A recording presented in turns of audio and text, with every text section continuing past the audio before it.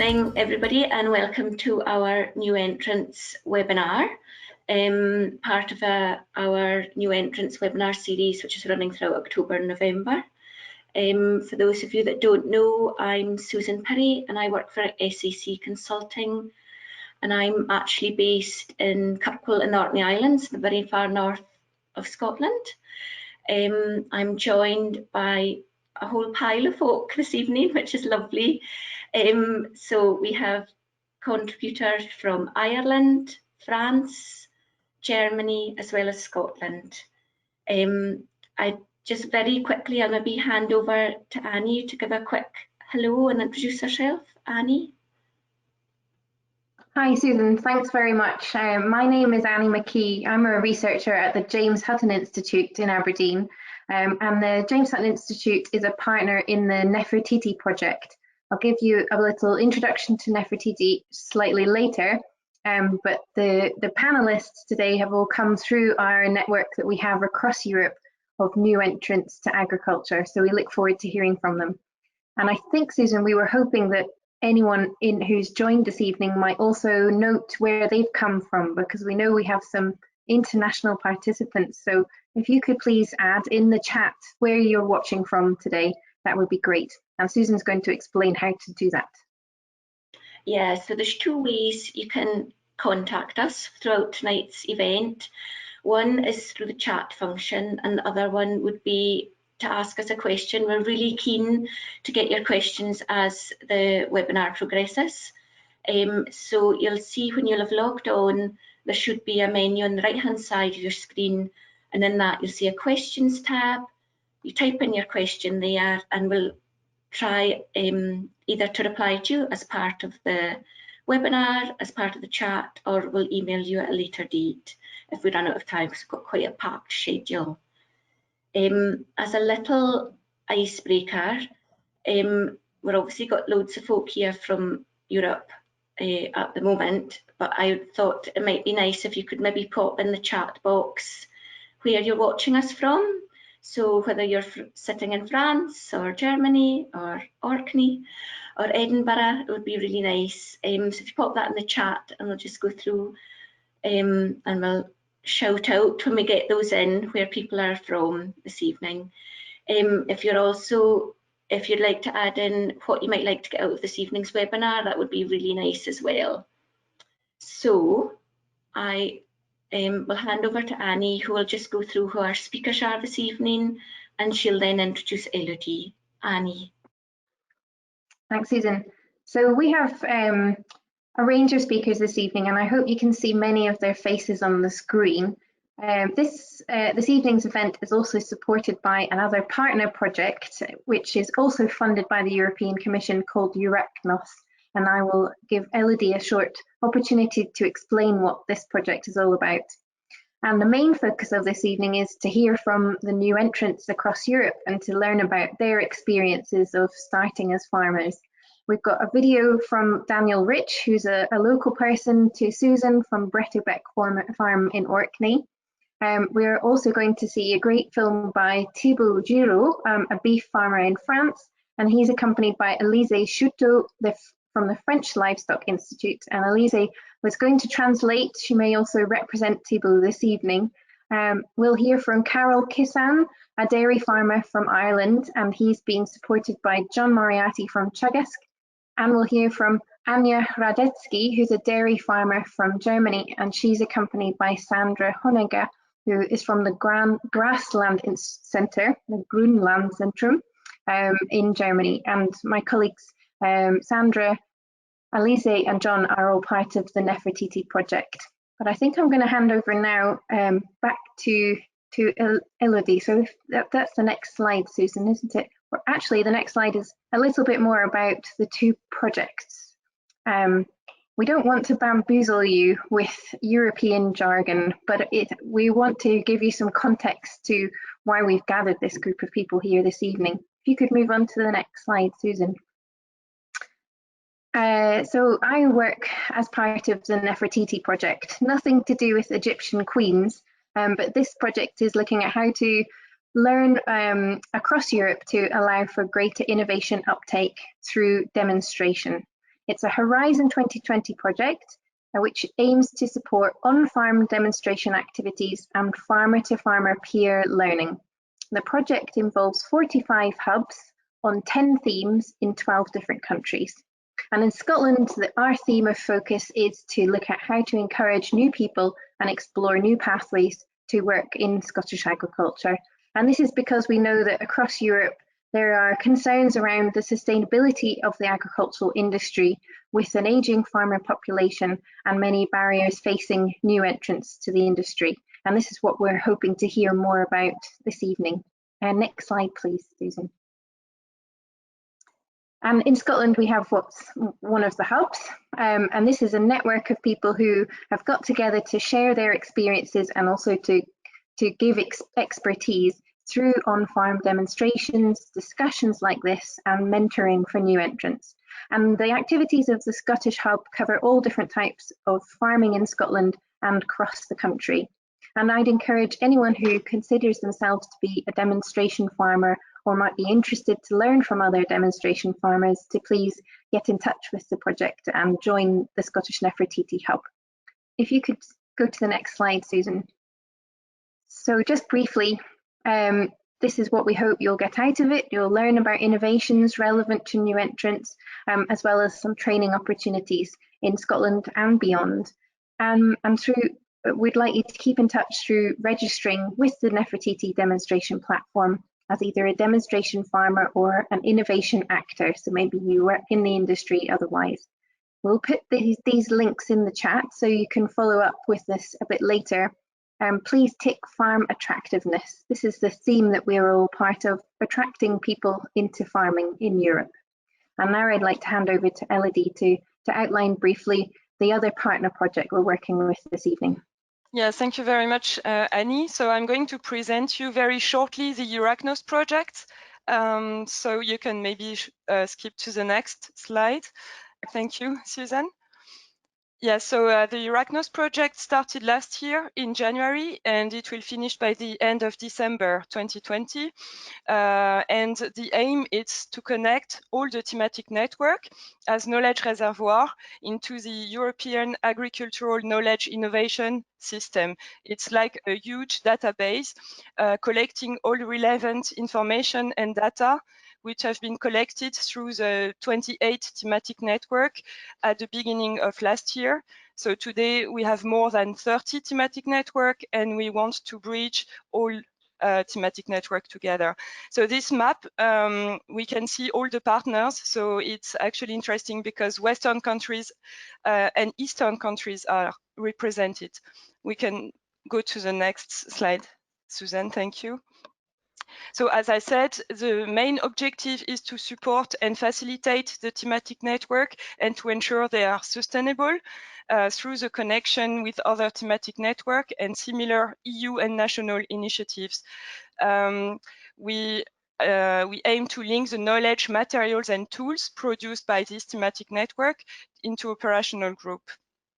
And we also want to expand the existing multi-actor projects such as thematic network and to connect them as reservoir of knowledge. Thank you. For the next slide.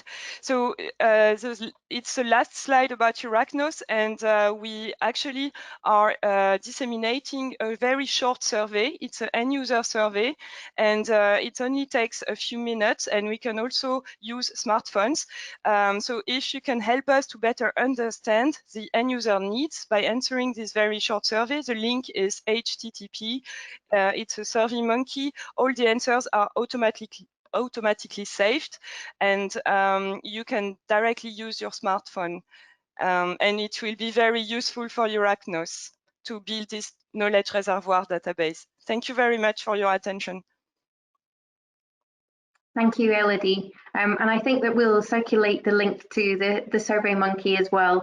There's a whole plethora of these Horizon 2020 projects at the moment that cross different paths, but in Scotland and across Europe, they're a great resource to share agricultural innovation and to hopefully promote sustainability. So we want to draw on these resources as much as possible. I think we're going to jump now to the main body of what people are here to listen to, which is the experiences from the new entrants. And we're going to start close to home in Scotland. And we're going to hear from an Orcadian Scottish new entrant contributor, Daniel Ritch. And Daniel is a dairy farmer, and all the milk that he produces on his farm goes to Orkney cheese. But we're going to hear a little bit more about his background through his video, and also through discussion with Susan, who is one of his farm advisors. So I think I'm going to hand over to Susan now to present his video. Hello, yes, thank you very much. Daniel is a dairy farmer based in Orkney in Scotland. He started farming in 2016 by taking over his granddad's farm, and he milks 80 to 90 cows. We've made a short video. My apologies, I didn't think it was that windy a day until we played the video back. There's a lot of wind noise, however we have subtitled it, which should help you. Could you please play the video? Thank you very much. It's Susan Perry here from SAC, and today we're recording Daniel, who's a new entrant based in Orkney, in Orkney Islands in Scotland. Hand over to Daniel Ritch. Would you like to introduce yourself? Hi, yeah, I'm Daniel Ritch. Started farming in 2016. We farm with Holstein Friesians dairy farm. We're milking about 80 to 90 at the moment. Just started currently keeping male calves of Montbellier breed, keeping them to beef. How does your milk go? And milk goes to Orkney Cheese Company. Obviously, all goes for cheese mostly, and export markets. And how did you always want to farm? Or? Yeah, since I was pretty much a toddler, I wanted to be a farmer. So I was going on the farm with my grandfather. How did you get this farm that you're at now? How did it break? Yeah, started in the farming, well, in 2016, Granddad was getting too old, and that was my chance to start farming. He asked if I had any interest in taking on the farm, and he said, well, I said, obviously he said yes. So we bought into the farm, and that's how I got started. Okay, and apart from the dairy cows, do you have sheep or anything? Yeah, we sometimes buy a few store lambs, about 200 in like the back end of the year to use up any leftover grass. Here's all Daisy here. It's obviously kind of friendly. Yeah, so it's mainly dairy, and we have a few store lambs bought in, and well, do the male calves for beef. Do you grow crops? We grow our own silage and do our own barley, spring barley, which has all been tidied up this year pretty decent. Renting some ground for growing some more spring barley, saves buying in. Okay. It's quite a shame we can't claim a subsidy for renting to. So you're renting in seasonal land, and you've all the costs of that for barley, Yeah. but because of our subsidy system, you're unable to get the basic payment or anything on that land. Yeah, just getting it's just outgoing cost Yeah. to get a small amount of barley. Yeah. What barriers do you think remain for new entrants in Orkney and Scotland to get into the industry? Yeah, you need to be a young entrant. You need a backer or some sort of kind, like a family member, or taking over from a family member, like I've done. I don't think you could. Well, you could, but it wouldn't be very easy to make it justifiable to pay back bank loans if you're just going into it like your sale, going for an outside job. It would just be very difficult. You'd probably go bankrupt. But no, realistically, it would be really difficult. You need some sort of help. what would your future plans be for the farm? Future plans for this farm would be to hopefully finish the cubicle shed, the young stock and dry cook building that I'm trying to get done. Didn't get any young entrant aid for it, which was quite disappointing. Okay. Especially when like a lot of money went around. Yeah. And then didn't qualify when I am actually a genuine new entrant. Yeah. And it was almost that you didn't qualify because it was a sticking point on the fact that you were taking over your granddad's business. Yeah. So it wasn't seen as a brand new business. Yeah, it was an existing business with a new person in it. Yeah. That's what it is. Another couple of people went out. Yeah. But going ahead, I would like to keep the coos up. Keep a few more coos. Get my shades in, try to run it more efficient. Yeah. And then probably future years we'll need to put in a new milking system.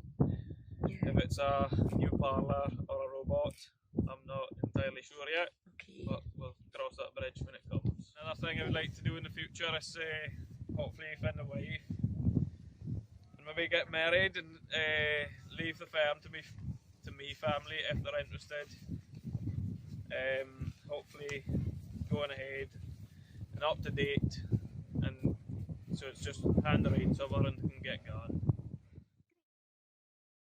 Thank you very much, Susan and Daniel. And we talked about it earlier that really the wind noise made it all the more authentic. We can't get together on farms at the moment, but we can watch a windy video and that makes you feel like you're there. And the cows in the background doing their business was also added to the authenticity.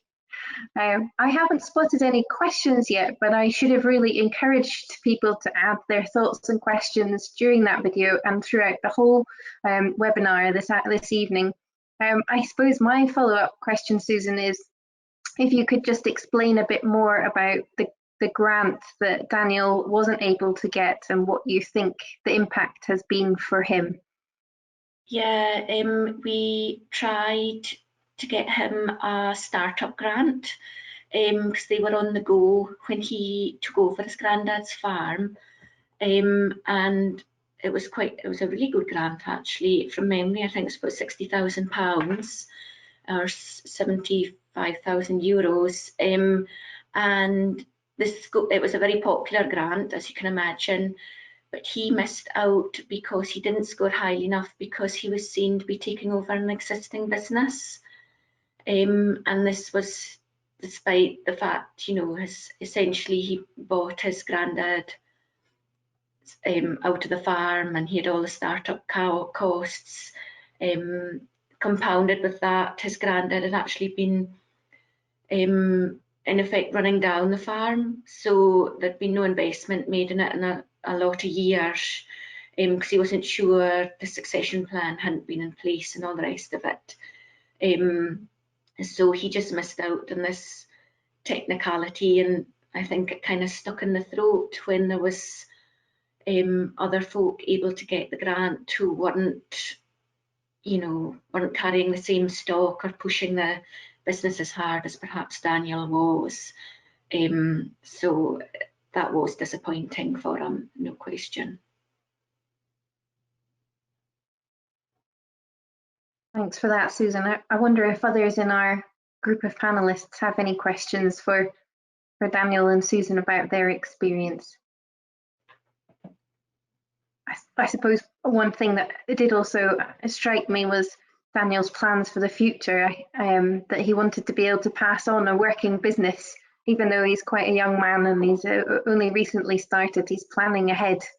And maybe that's something that others would like to do too. And I think if there are, well, there is a question, and the question is it normal to raise male calves as well? Susan, can you respond to that? Thank you. No, but in the past it hasn't been, but it's being encouraged now. So he's moving to a Montbéliard breed, which means he's a more beefier type of animal which you can sell on. And as well, it's also, because all the milk's sold to make cheese, it helps with the solids and proteins and everything. So it's got two benefits. So prior to that, he would have been selling them just the small, very small young calves to, because there's a lot of beef farms in Orkney, and they would have bought the beef calves. So he's keeping a lot of that on now. That's a change in his business. Thanks, Susan. And two other quite specific questions that might help people understand about Orkney, and maybe they'll want to come and visit you in the future. Somebody would like to know, what is the average cost of production in Scotland per litre of milk, if that's possible to respond to? And also, what are the land values like in Orkney, please? The average cost of production, I would need to get back to you at a later date. I couldn't tell you that right away. Land value varies greatly. It can be anything between £1,000 an acre to £6,000 or £7,000 an acre. So it's not as expensive as it would be in mainland Scotland. And obviously it depends on the type of land. Sorry, our values are done per acre, whereas I think perhaps in the continent it'll be per hectare. There'll be some marginal land, and it depends on the distance. Orkney's made up of lots of smaller islands, and some of that smaller islands, they wouldn't be able to command such a high price for the land. That's great, thank you. And yeah, Orkney has a really rich and interesting farming history. I have a follow-up from Anja about the types of, the breeds of cattle. So she asks if Montbéliards are a dual-purpose breed, just to clarify that. Yeah, and so they're becoming more popular in Orkney because they've changed the way they price the milk. So there's a lot of folk looking at that type of breed, whereas before it would have been all Holstein Friesians. So there's a real shift happening up here for that reason. But yes, it's not quite dual purpose, but getting there, more than a Holstein or a Friesian. Interesting. And my slim knowledge indicates to me that they are French cows as well, which gives a nice link on to our next contributor. But thank you, Susan, and thank you to Daniel, who is not here this evening. That was really interesting to hear the Orkney context. We're going to move on now to see another really well-produced, like sophisticated film from France, from Thibaut Giraud in partnership with Alizé Chouteau. And I think we'll leave it to Thibaut's film to explain about his background and his farming system. So we'll hand over to show that video now. Thank you.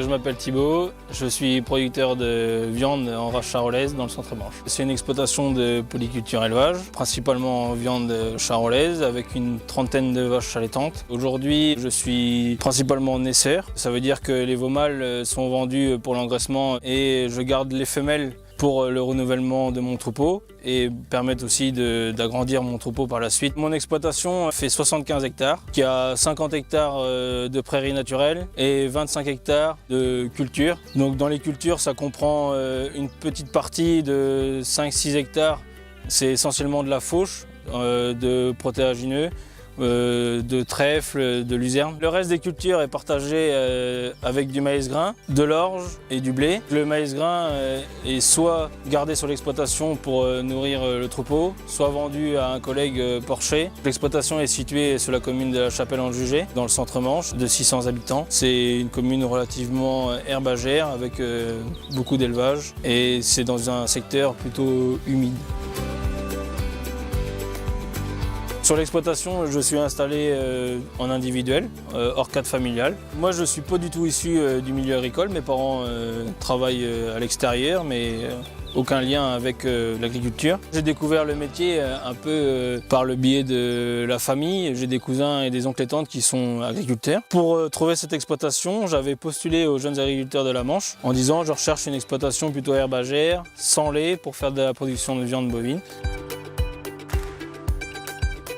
En études agricoles, j'ai commencé par un BEP avec des périodes de stage au cours des 2 années. Sur une exploitation laitière, j'étais Après, j'ai enchaîné sur un bac pro, toujours dans le même domaine, c'était conduite et production animale. Pareil, avec des stages pendant les 2 ans sur une autre exploitation laitière. Mais j'ai aussi eu l'occasion, pendant ces 2 ans, d'aller à l'extérieur, sur d'autres productions, type vente directe. Et après, j'ai enchaîné sur un BTS Axe, donc c'était plus axé sur la gestion. Et je l'ai fait en alternance parce que j'étais pas du tout motivé pour refaire un BTS, alors il fallait trouver un compromis. Et par la suite, je me suis engagé au service de remplacement du pays Saint-Lois pendant une dizaine d'années. Et entre deux, j'ai aussi fait des saisons, comme on appelle ça chez nous, des saisons de paille, où j'ai été dans la plaine de Caen, chez un éleveur passionné de charolaise. Et c'est là que ça m'a donné l'envie aussi demain de pouvoir monter mon troupeau de charolaises. Et c'est pour ça qu'aujourd'hui, je suis installé avec un troupeau de charolaises. Et j'en suis très heureux. Mes projets futurs sur l'exploitation est de finir mon siège d'exploitation pour permettre de me poser un peu au même endroit et aussi me permettre demain de, pourquoi pas, me faire remplacer par des jeunes pour avoir aussi un peu de bon temps à côté.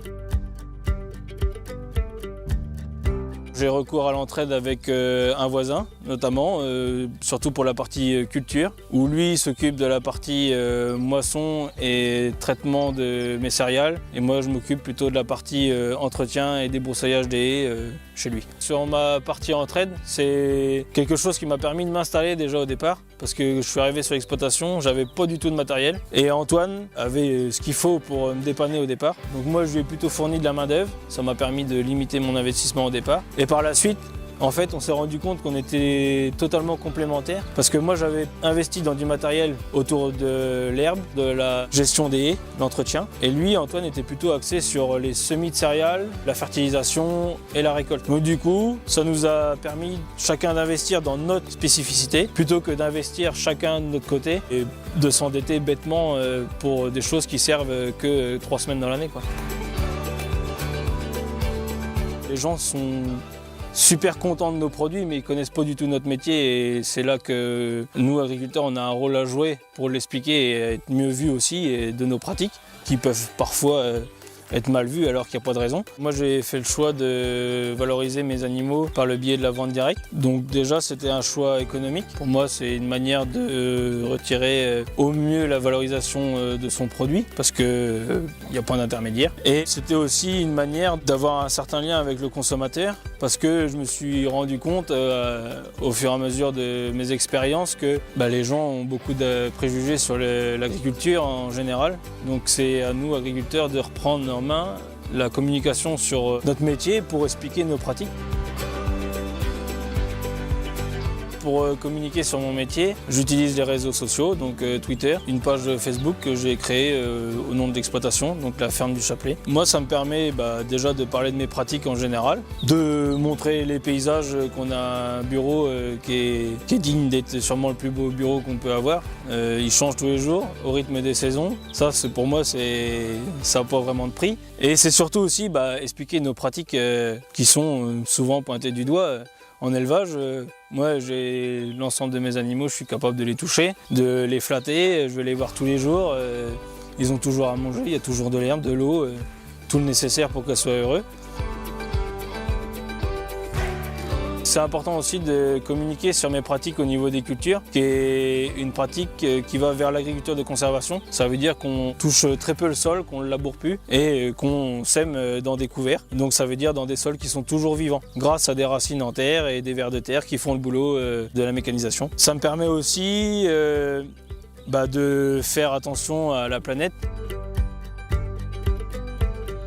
Aujourd'hui, à côté de mon exploitation, je suis secrétaire général des jeunes agriculteurs de la Manche. Et pour moi, c'est un engagement qui me tient à cœur, déjà parce que c'est un syndicat qui permet de défendre notre métier. Ça m'a permis aussi de voir d'autres agriculteurs, notamment de mon département. C'est très enrichissant personnellement, mais aussi techniquement pour remettre sur nos exploitations demain.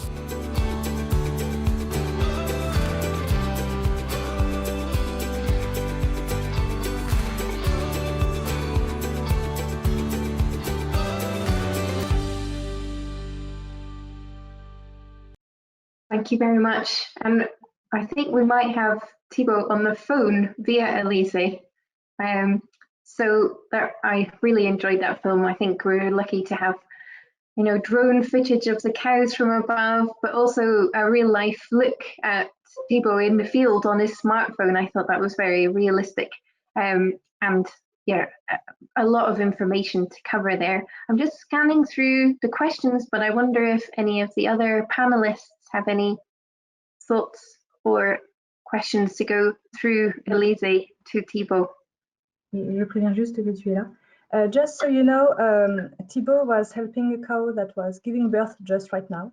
He cannot join us. He cannot manage to make the GoToWebinar works. So he's on the phone with me right now.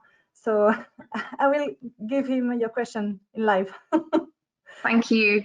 Well, there's one comment about the mutual cooperation, and that really struck me as well, the collaboration that Thibaut has in his business with his neighbour, and they're sharing their skills and expertise, and therefore they can, you know, embrace the opportunity and contribute to the environment. I wonder if Thibaut has any suggestions about how to make that possible. You know, how easy is it to find a partner to work with, and what are the challenges that arise when you work in a way like that, in a collaborative partnership?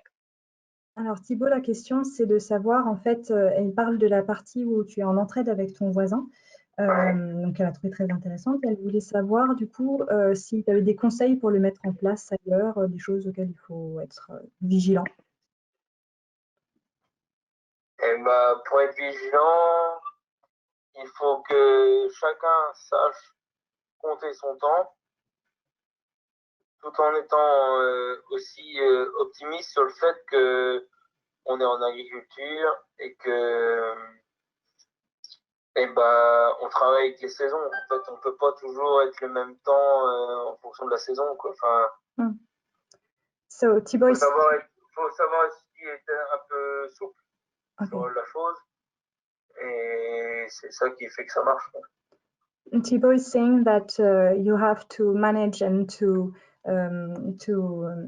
take note of the time each of the person is it's taken inside the cooperation, and also be aware that the amount of time needed depends on the season and depends on the time. So you have to make sure the time is right for each person, but also to be a little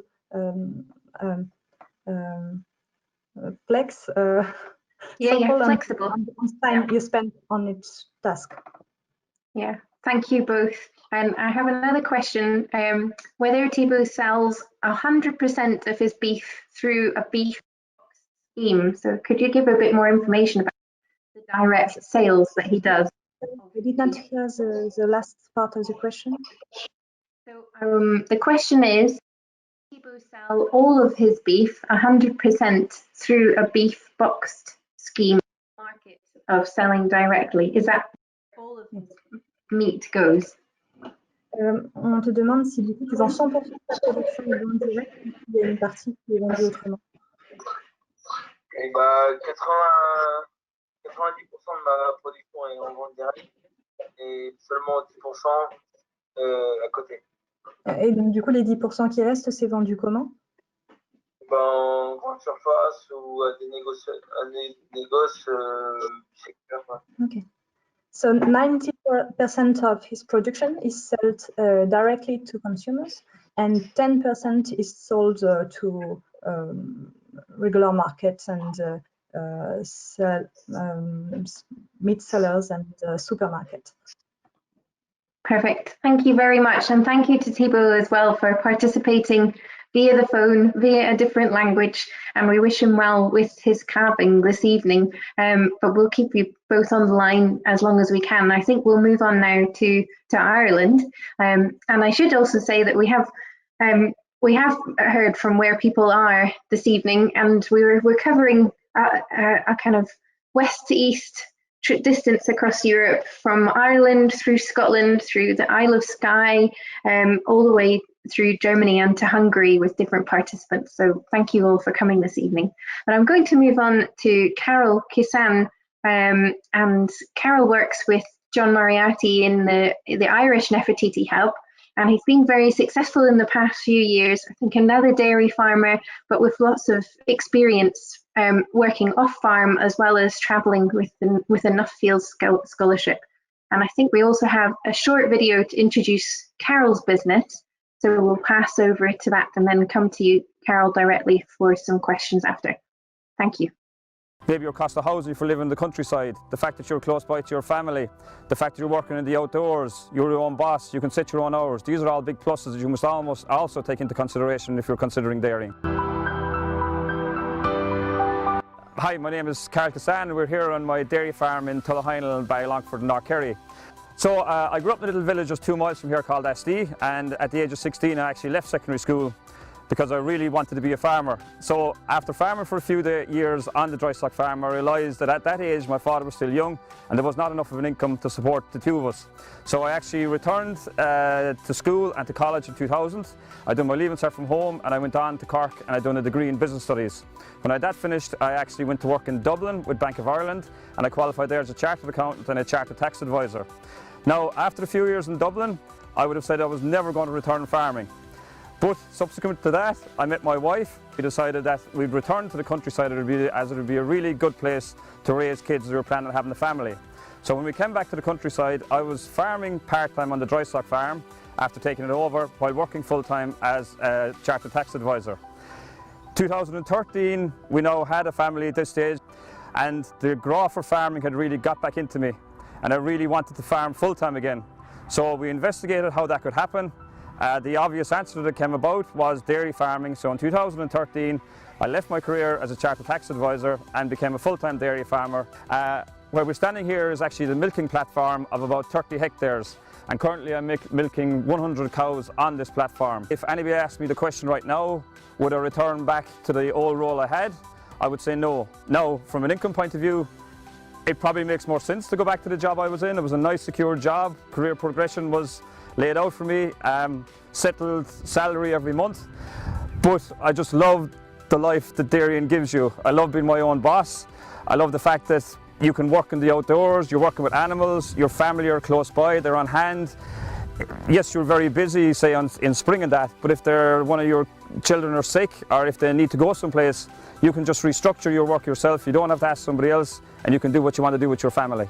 I would say if you're thinking about making a career in dairy farming, talk to some other young dairy farmers maybe around your own age, investigate how they're getting on.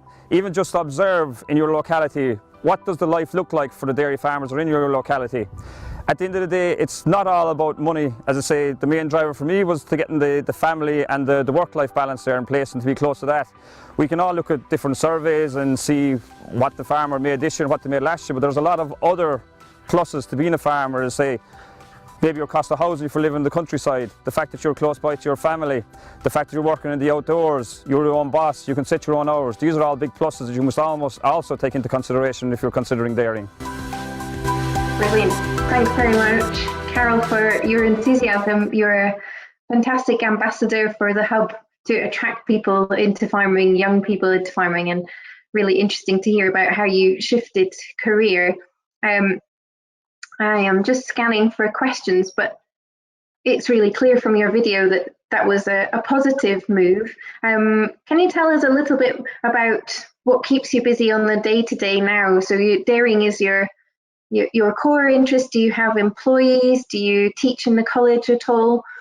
Can you tell us a little bit more? Yeah, I guess as you mentioned at the start, maybe that I did complete a NUFL scholarship 2 years ago. So that involved, for anybody who doesn't know, a lot of travel. So I spent about maybe 14 weeks traveling all over the world, looking at agriculture in different parts of the world. And what I done my scholarship on was actually, it was funny, it's kind of almost linked back to what Thibaut had mentioned in his video. It's about perceptions of agriculture, but I was looking at perceptions of agriculture, say in primary school children, and how we can actually influence that. So that's opened a lot of doors for me to be kind of involved in that kind of area and how we can actually, say, show a positive picture of what happens in agriculture and to be able to answer questions to people so they can see what we do on a day-to-day basis. So along with dairy farming here at the moment, I'm doing a few different things off farm. So last week, actually, I was involved with the National Dairy Show. We put on a virtual National Dairy Show. So that was over 2 nights. So there was a lot of panels had to be put together. I was on a few panels doing some interviewing and doing some presenting. So I'm also involved now with it's a new kind of media group here in Ireland. So I'm, what's the title? I'm a policy director with them. So it's looking at, again, agriculture and how we can get the message out to everybody about what's exactly happening in agriculture. So I'm doing a bit in that space along with the full-time job of dairy farming. So hopefully you do see your family at the same time, Karol. I have a question here from Sandra, who's also online, and she's interested in what are the biggest uncertainties for young farmers in Ireland. Can you give some insights on that, please? Yeah, I guess one of the biggest uncertainties, and it's probably the same for most farmers on here tonight, is what's happening kind of with the environment and where that's going to move, like in the next maybe 5 to 10 years. Now, in the EU, we've got the Farm to Fork new strategy that's coming through, and it's very interesting to see like what's kind of happening there. And I totally agree. Like from a climate change point of view, us farmers need to step up and make sure we're making our contribution. But also, it's a worry that like if you have a farm and like if it's fairly highly stocked, then you've got to almost back to my colleague in Orkney. If you've got like a lot of loans you're paying off, you've got that worry that if a lot of environmental rules come on us very, very quickly, will we be financially viable? So I think that's the biggest worry for young farmers and people getting into farming is probably what I call the economic sustainability. Like when you set up, you're probably taking out loans maybe for 10 to 15 years, and can I guarantee that I'm going to have the income to pay back those loans? That'd be the biggest worry, I think, at the moment. Yeah, thanks, Karol. And 2 questions about your production. What's your herd production per cow per year? But also a bigger picture question that you maybe answered just a little bit then about what you think is the future for new entrants in Ireland, given the climate change and also the future of CAP. Maybe we'll bring this back into the discussion in a few minutes. So just to touch on that at the moment. Yeah. At the moment, my cows are producing probably just over 7,000 litres a year. That's their production. It's mainly grass-based, so they're getting maybe about a ton of meal with that. But they go to grass maybe mid to late February, and they just came off grass a few days ago. I run a spring-based calving system, so they mainly calve in February, and I'll dry them off just before Christmas, so I get to see my family at Christmas. We get paid here in Ireland on solids and our fat and protein, so they'll probably produce maybe between 550 to 600 kgs of solids. So that's why I look at more than just the litres of milk. Sorry, the second part again was of the question. It's just. Well, actually, I will hold it because I think it's a big question for everyone. So the future of CAP and also how new entrants are having to adapt under climate change. I think this is something that we could all consider as a group, and others have asked about the impact of Brexit. So thank you very much. That was really informative, Karol, and I look forward to finding out more about your Nuffield scholarship. That sounds relevant to Nefertiti. But finally, we also have our contributor in Germany. And we're going to hear directly from Anja Hradetzky, and Anja has some images to show for us. But Anja, I'll hand straight over to you. Anja is a new entrant farmer, and she started her farm just a few years ago. And I will stop describing myself, but hand directly over to you. Anja, thank you also for speaking in English for us. Yes, no problem. Yeah, I'm very excited to show you some pictures from our farm. It's called Proud Cow Farm because we live in a country, in a village which is called quite the same, Stolzenhagen. And the cows are proud because we have horns and we keep their calves. So my beginning was in Canada. I'm a cowgirl. I love chasing cows on horseback. Now I have horses on my farm as well. This was very good for my work-life balance. And this is the farm that we could take over. We only rent it, which is a problem now because the person that we rent from wants to do something else with the pasture just behind the barn. And just remember the barn, how it looks. At the end, I show you a picture how it's looking now. This is my husband, Janusz. It was a lot to do, a lot of hard work, tidying all up. and I want to encourage you to start it. I'm 33, and we started when I was 26, and we had a lot of friends who wanted to have a little workout, and we have so much energy. It's very good to start when you're young. We started with very old machinery, and we have 20 to 30 hectare of fields, and we build or let a variety of crops grow. Mostly we can only feed it to our cows, because when you don't fill a whole lorry, like 40 ton, then nobody picks it up in eastern part of Germany. This is how our pastures look like. I thought, yeah, it's like with the Herewe cows, it looks similar. I have to make a video as well with a drone, so you can see it from above. And we have dual purpose cows, like this old German breed, black and white. They are the ancestors of the Holstein Friesians, and we have beefy as well. And we have the brown cows from south of Germany, and we have the red ones from Denmark. So we like the variety, and we are all very similar. We have 4,500 liters only because we have only 500 milliliters of rain per year. So it's only 1/3 of Ireland, I guess. We knew that we can only get good prices for the milk when we do our own cheese. And this is my husband doing the cheese at the beginning. Now we have one cheese making woman and 5 other employees or women that pack all the products. We do yogurt and quark and 11 different cheeses, and we also do beef because we raise all the calves. And then we sell mostly directly to Berlin, which is we are very conscious there for organic products, and also for our special husbandry with keeping the horns and the calves and only on hay, no silage. And we have bulls spread the cows, and we milk outside in the national park. So this is how it looks when the cows keep the calves, and this is a mix of the brown and the red breed, so we look a little different.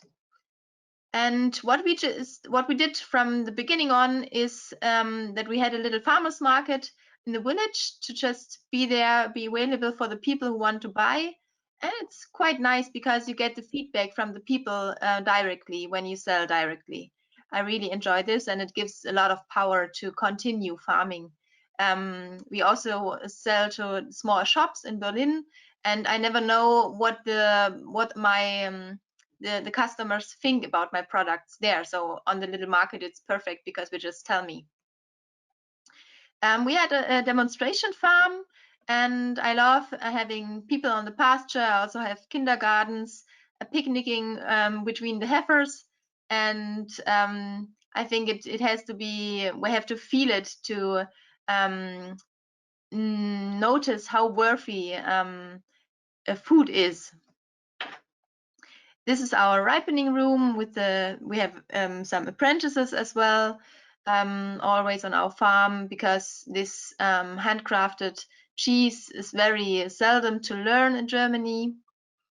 And this is our new parlor, which I can really make an advertisement for, because it's built in Lithuania, and it's only 15,000 euros. So when you think about a robot or something else, we don't have to bring the cows somewhere. We can milk directly in the pasture, and it's working very well. We are really happy with it, and we milk it into this little tank behind the pickup to bring the milk up to the barn. So this is another group of cows and calves. And this is also very good to advertise with to the customers, because everybody who gets a baby can understand how it feels when the baby is taken away. And I don't think the cows are humans, but I think they are mammals like us. And this is another picture of Ursel, like it's looking now in the autumn. It's very wet and very hot, 20 degrees today. So yeah, it should, yeah, we do it with alfalfa mostly to feed the animals at the moment. And this is how it looks now. The barn in the back is painted, which is not, it's not gray anymore. And there's our new tractor on the right side and me on the horse. Thank you. Thank you, Anja. That was a really interesting presentation to your business, which is very diverse, and also to see the progress that you've made. And it's really nice to see all your employees as well over such a short time.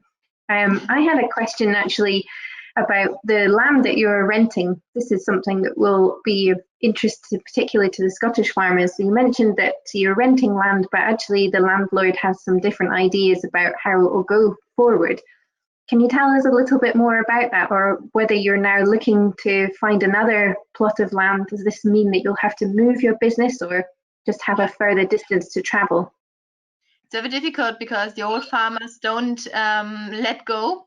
And we have 3 neighbors that are almost 70, and we want so much money because we can get it by the investors from Berlin. We earn the money somewhere else and we can pay for it. And hopefully today I was talking to a bank about 1.5 million euro to get a farm and 70 hectares of land. And I hope it will work out so we can finance it and have our own land, because now it's also difficult. We have a lot of people coming to the farm, but the cows are 3/4, half an hour away. And I always have to tell them, okay, go get a bicycle or go to another village and walk from there. So for the educational farming and showing how you can farm, also regenerative farming, holistic management, would be very nice to have the animals closer to the village to spread the knowledge about it. Thank you. And Anja, a participant has asked, what do farmers nearby think of your model of farming and the way that you're adding value? Do you feel that they're learning from you, and are you learning from them? We watch a lot and we also ask sometimes how it's working. I think we don't adapt it because it's so different from the normal way of farming. But like our normal traditional farmers that are because of the GDR, so Germany was divided, you know, and they took all the farmland away from the farmers, and now we have neighbors that have 2,000 hectares, and we really have problems to find people to work. Like the Polish people don't come anymore to them, and we don't get good money for the beef cattle calves that are sold for the wieners, and we don't get good money for crops. So we have big problems, and we see us getting more and more employees and new machinery. So I think it needs some more time to rethink it all. And yeah, I don't know if they will ever have the courage to start something else. I always tell the traditional farmers to change one little piece in their farming, like when we have pigs in 5 barns, to just put one barn different, put straw inside and sell pigs directly, so we can feel it, that it really makes a difference to farm different, and we get more money. Like there are many protests in Germany, their tractors are on the streets because it's hard. And I don't have these problems because I can just talk to my customers and tell them, okay, I have to get more money for the beef, and now I get €1,000 more per animal when I sell directly now, and it's accepted. So it's, yeah, we will see. We are young, and we will all see how we change something or not. Thank you, Anja. I would like to put that question also to Karol a little bit, because we didn't hear where your milk goes, but I wonder if you would have any views on the bigger picture of changing practices and then thinking about the future, about CAP reform and climate change. Yeah, so my milk here in this area, it all goes to a co-op. It's called Herewe. As some of you might be aware, here in Ireland, we have a lot of dairy farming, and we don't have a big population, so a huge amount of our dairy products actually gets exported. So I'd say about 80–85% of what we produce actually gets exported, whether that be in butter, in cheese, or some of it in powder and stuff like that. I actually love what Anja's doing. I saw that like in a few places when I was traveling, of people who have like, let's say, not a huge farm, like she said, the 2,000 hectares, but are making such a living from a few hectares by really making the most out of it. And it's funny, like, because I would be a traditional farmer, and you would kind of see like that the more animals you keep and the more fertilizer you put on, the better you're supposed to do. But then you kept on kind of step out of the bubble, and you see other people like Anja, and you're kind of going, wait a minute, actually, they're making a lot more money from kind of how to say farming in a regenerative kind of manner. And it does make you question what I'm doing here in my own farm. And like in the last year or two now, I've started setting some what we call multi-species grasses and that, because traditionally it was always ryegrass here in Ireland, and you spread loads of nitrogen on the ryegrass, and the climate we have, all the ryegrass grows. But I'm kind of going with the cap reform, with the farm to fork, with reductions we need to do in fertilizer.